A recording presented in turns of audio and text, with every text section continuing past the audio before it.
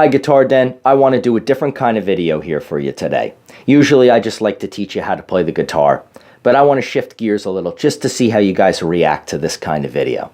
Now, I've been in the music business since 1996. I started at a small record label that put the music to Night of the Living Dead and Monty Python Holy Grail. After that, I went over to MTV. I was an agent I dabble as being an agent, and I probably played around 1,000 live performances, okay, in different kinds of bands. I don't want to read you, I'm not here to read you my resume, but I just wanted to throw that out there. I've been in the music business for quite some time. I want to ask you a question. Why do so few people who go into music school come out of music school with a degree and earn their living performing music?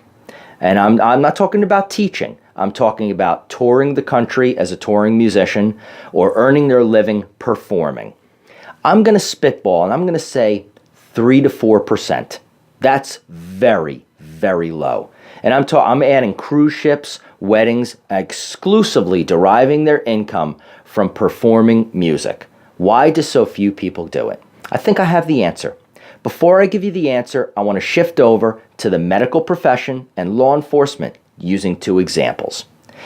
How many doctors, how many people who graduate medical school go into a hospital or a private practice and earn their living as a doctor or a medical professional?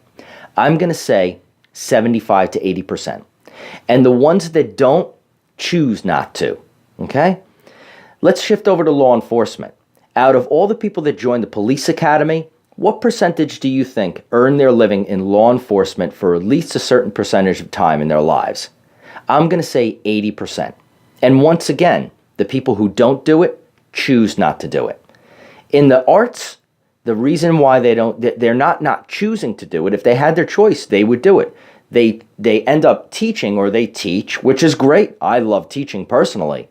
But most people who end up teaching don't do it as a first choice. What they do is they have to earn their living, so they become a teacher, right?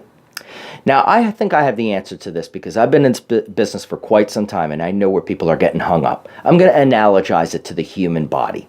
Think of the human body for a second. As I speak, I need nutrients to feed my stomach, and I need oxygen. Those 2 things. What happens if I don't eat? I'm going to die, right? What happens if I don't breathe? In 3 weeks, I'll die without any food. 3 days without any water, I'll die. Without oxygen, probably 5 minutes, I'll die, okay? Being an artist, whatever the case may be, writer, sculptor, painter, musician, anything, involves 2 separate things. And it involves thinking of it in 2 separate ways. One is the development of your craft, which is like eating, which is like the nutrients. That's the nutrients for the soul. The other is the proliferation of your craft. Now, as an artist, we have an incredible burden on our shoulders, and I'll tell you what it is. It's the proliferation of your craft, and this is where you're getting hung up, irrefutably. It's like breathing. 97% of all artists that I talk to, musicians, are failing in this area. Not because they're not good people, because it's not the toy. It's not what they want to do.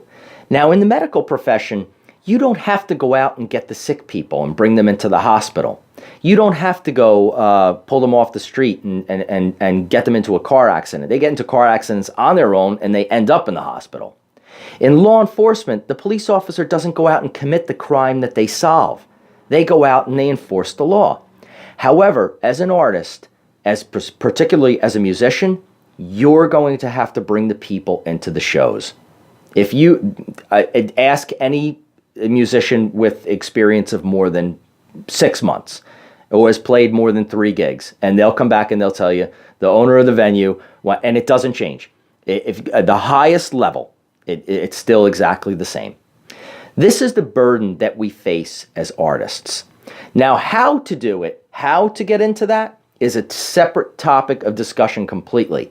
I'm just presenting the question, why do so many artists fail to make a living in their chosen profession? And I think the answer is that they're failing to embrace breathing. And because they don't embrace the breathing, they're dying. I have probably had thousands of discussions. My brain works in a very business-oriented manner. I love it. I love business. I love getting on the phone and proliferating and making contacts. But not all artists are like that. Tragically and unfortunately, you don't want to be a statistic. You don't want to be a sad story. You don't want to be the story of the guy that wrote incredible stuff but died in a gutter like Edgar Allan Poe. What a shame. What a tragedy. Mozart died at 35 years old, penniless. And I'm presenting to you this the vision that for you to think about, and think about it as young as possible, because I've definitely seen 20-something-year-old musicians, their perspectives are solidified, and they go in, they play to 10 of their friends, the band breaks up. Why? Because they didn't make money for the business. Why didn't they make money? Because they forgot to breathe.